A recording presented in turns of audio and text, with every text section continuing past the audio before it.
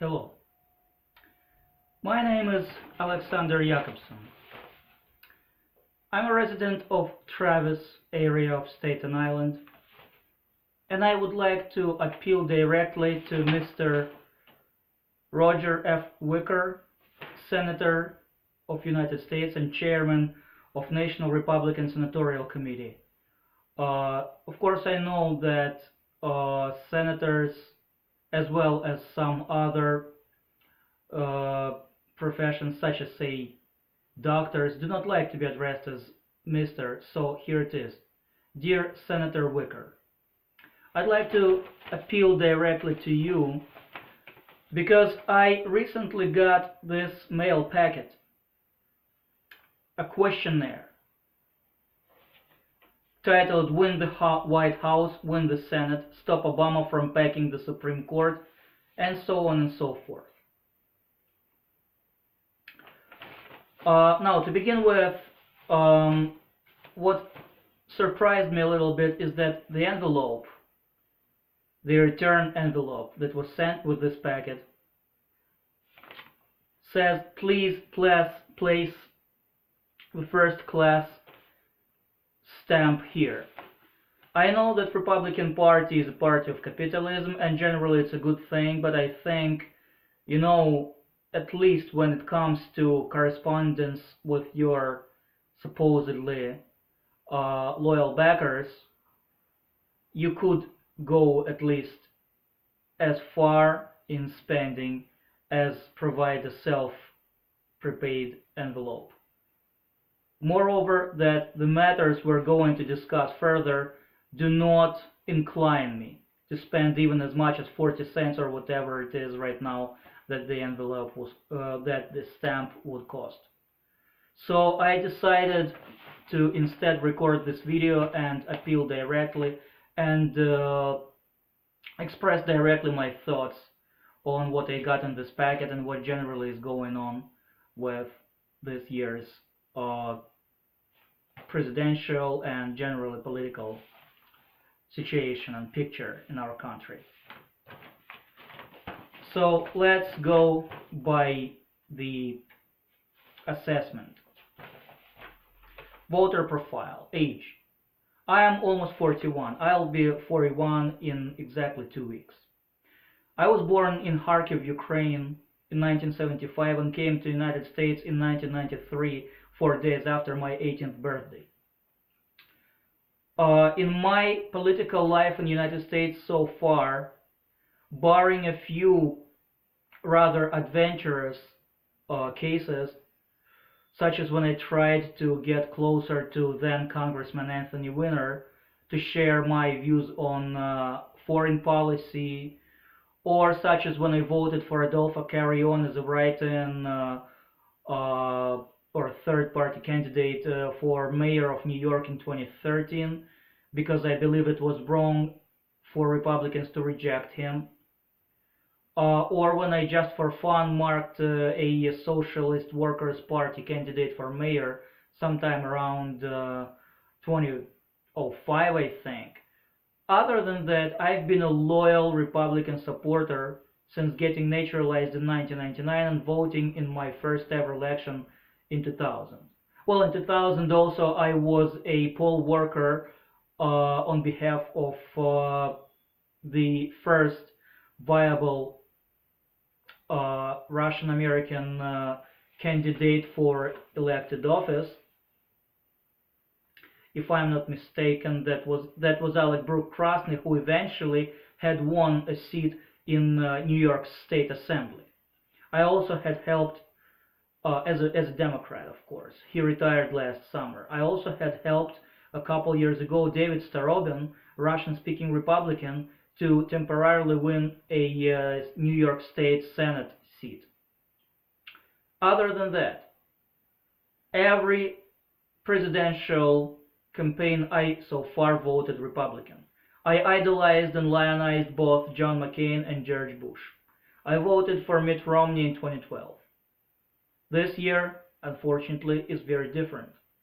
And you, Senator Wicker, as one of the leaders of Republican Party, I think bear some serious chunk of responsibility for what has happened to Republican Party at primaries and with this mind-boggling candidacy of Mr. Donald J. Trump. I hope at least Donald J. Trump does not mind being called a Mr. these days. So, I voted in 2012 election for Mitt Romney. I voted in 2014 election for Republican, and I not only voted in 2014, but in 2014 and especially 2010 and 2012, I was a volunteer for Michael Grimm, our local Staten Island politician, who I saw as a hero of first Gulf War and also a former FBI veteran. I like to believe that I was instrumental in bringing him dozens, maybe even hundreds, maybe even a couple thousand votes of Russian-speaking residents of Staten Island and South Brooklyn. And do I plan to vote in the 2016 election? I am not sure at all. I am not fond of Hillary Clinton. I am not fond of Donald J. Trump. I don't know if there is going to be an independent candidate that might, in my eyes, trump both of these. But to be honest, if I were to choose lesser evil, I am probably going to choose Hillary Clinton. On to the matters. Would you describe yourself politically? I would describe myself as slightly conservative, at least that's what I come down when I take different tests on this matter. On some issues I am very conservative, on some issues I am pretty liberal, including issues of economy, including issues such as, say, cash for clunkers, or even Obamacare. After all, let's not forget, Mitt Romney was not offering anything different, and nobody in the Republican Party has not provided any viable alternative to that program. Do you agree or disagree that Republican Senate majority should block President Obama's nominee to the Supreme Court? I totally disagree with it. President Obama, like him or not, is our president and is fully entitled to nominate a candidate to Supreme Court. You need to hold up or down vote on it. Otherwise, he is entitled to make a recess appointment. And I believe that this stiff-necked and myopic stance is hurting Republican Party right now. Do you believe that U.S. Constitution should be strictly interpreted as written by the founders? I am undecided because we don't know what exactly was meant by the founders. When they wrote that all men are created equal, it's quite reasonable to suggest they meant exactly that all men are created equal. Eventually, and even it's reasonable to believe that they meant only all white Christian men. Eventually, that was reinterpreted as to mean all human beings, including women, non-white males, non-white Christians, white non-Christians, and so on. So I do not know what exactly do you folks mean by Constitution as meant by the founders. Do you support Republican efforts to stop President Obama from abusing executive action? I believe he's done no more in this respect than President Bush or any other president you can think of. Do you believe that a liberal majority Supreme Court would abolish the Second Amendment? No, I don't think so. We got even such prominent liberals as Bernie Sanders being essentially against ban on Second Amendment. And you know what? Second Amendment is itself a very, very debatable issue. If I'm not mistaken, Constitution says that in order to preserve liberty, well-armed militia is needed. Does that mean that people are entitled to keep arms at home or carry them around on the street? Maybe yes, maybe no. I sometimes think that gun control in our so-called heartland should be tighter, while gun control in places like New York City should be looser. Do you believe Bernie Sanders can win Democratic presidential nomination? Yes, I do. And to be honest, I don't think it's going to be a catastrophe. It's not a big deal when you got a so-called socialist as president of France or Italy, or prime minister, or of England, Holland, Sweden, any other, Spain, any other European country. I don't know why it should be in the United States. Socialism should not be an anathema word, in my opinion. Yes, I am that kind of Republican. Do you believe that this November's election is the most important since Reagan-Carter? I don't know. Every election probably is more important than the previous one.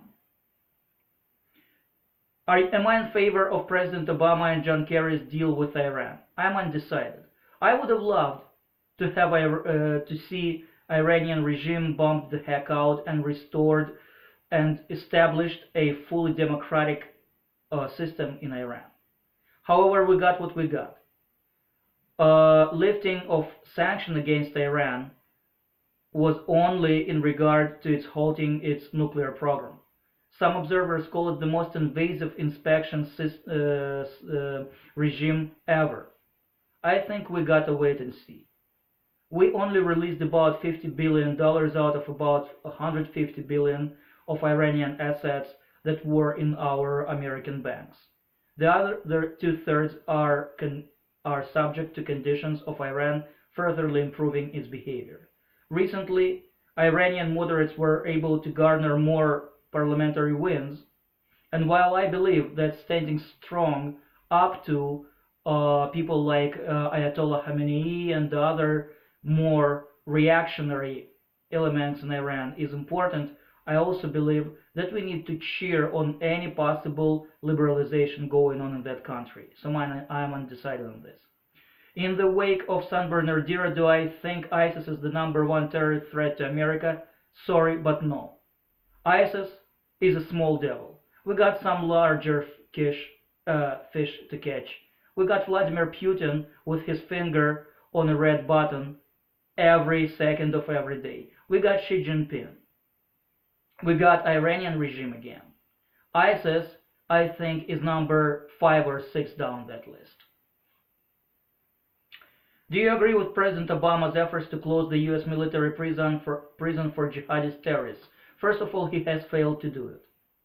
Secondly, this is subject to what are we getting out of the situation public relations wise. If this is a black eye, deservedly or not, but a black eye on the face of our country, then maybe it should be shut down. At the same time, by the way, I agree with Donald J. Trump that we should bring back waterboarding and never apologize once about doing it. I would even go as far as televising it. People should not be going into terror or associating themselves with terrorist organizations, even if you claim to be just a driver that did not know who or what you're driving. Still, as far as Gitmo, I don't think it's a big deal. I don't think it's a big issue. Is it important to rebuild and rearm the United States military? Yes. And let me note that you folks have wound up with the nominee that says exactly opposite, that we should be pulling out of everywhere and we should be cutting down military spending. I do not understand, Senator Wicker, how you, in the right mind, are sending this questionnaire pretending that we are going to fight for White House in order to strengthen our military, when currently the almost assured nominee for president of the Republican Party is somebody who has exactly opposite positions. I think you folks are being very self-denialist and myopic. And before sending out this kind of questionnaire, you should have really assessed the situation with the party itself. Do I support a permanent ban on federal taxpayer funding of abortions? This is a very important issue and a very complex issue.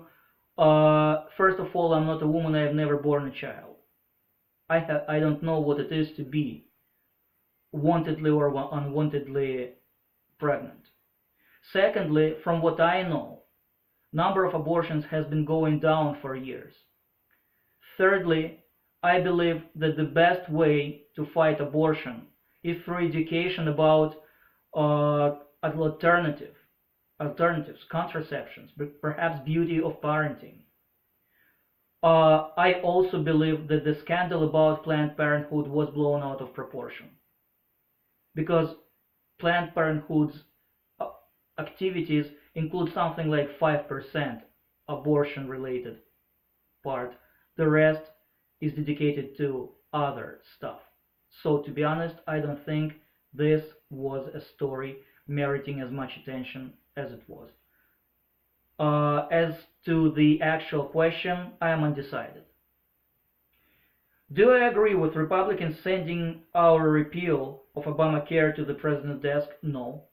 And as I said before, any other candidate will have to do something about the fact that we got millions of people, not welfare or SSI recipients, working people without access to quality health care.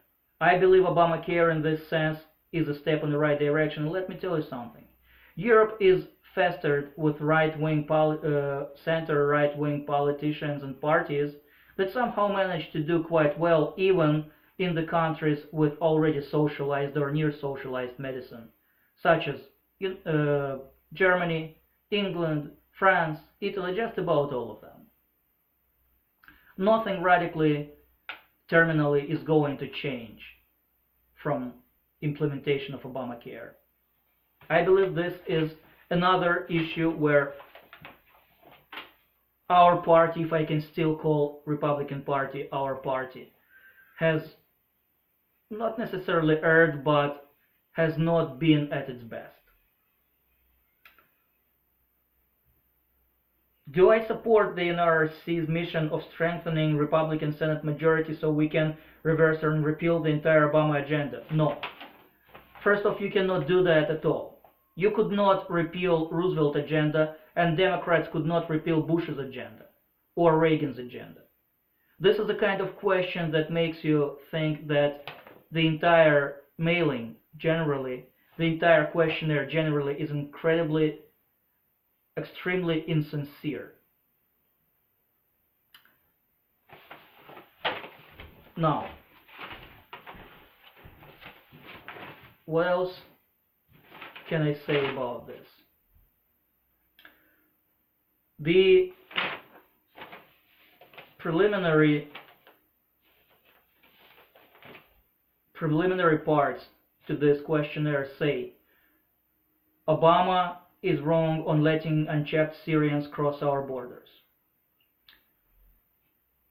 I respectfully disagree. First of all, Syrians of all religions and ethnic belonging are running away from the war that we did not start, contrary to some conspirologists and some tales. This is a situation which probably would have been avoided actually if President Obama was tougher on President Assad 3 years ago. This is a situation essentially created by Vladimir Putin's involvement in Syria. People are running away from atrocity. Mr. Trump himself first said we should kick out all the foreign-born Muslims. Then he said it's a hell in Syria, we should let some in. Now he is cheering on election of the first Muslim mayor of London. You folks need to figure out, you are not always on the same page with your own party's almost assured presidential nominee. But as far as Syrians themselves, you know what, folks? When Jews, Italians, Poles, Yugoslavs, Scandinavians, Irish flocked into this country starting about mid-19th century, there were some subversive elements among them. There were anarchists, communists, mafia, and so on. Same goes for the East Asian immigrants, the Chinese, the Japanese.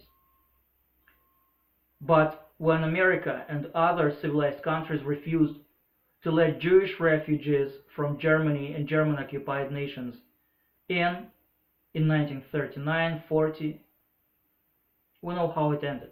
It ended with the death of 6 million. That's when the slogan "Never Again" was born. I believe that especially when it comes to Syria, we should be letting people in.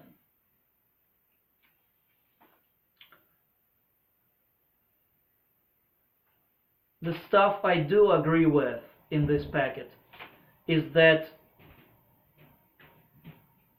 the Keystone pipeline should have been approved by President Obama. But I want to note, our current frontrunner has spoken out against many prospective economic initiatives such as transatlantic and trans-Pacific treaties. He has criticized NAFTA for most part unfairly. You are sending me this questionnaire as if we did not have Donald J. Trump as Republican frontrunner and nearly assured presidential nominee. As if we did not have a situation when several previous Republican presidents, as well as the current Republican Congress House of Representatives chairman, are refusing to endorse Mr. Trump. You are sending this questionnaire in a situation when the party is in utter chaos, and all you're doing is trying to pretend as if you're unified in opposing some kind of evil Obama/Clinton agenda. You folks ought to first sort yourselves out and send prepaid envelopes, return envelopes, for your correspondence. Until better time, I am temporarily not yours, Alexander Yakobson. Have a good day, Senator Wicker.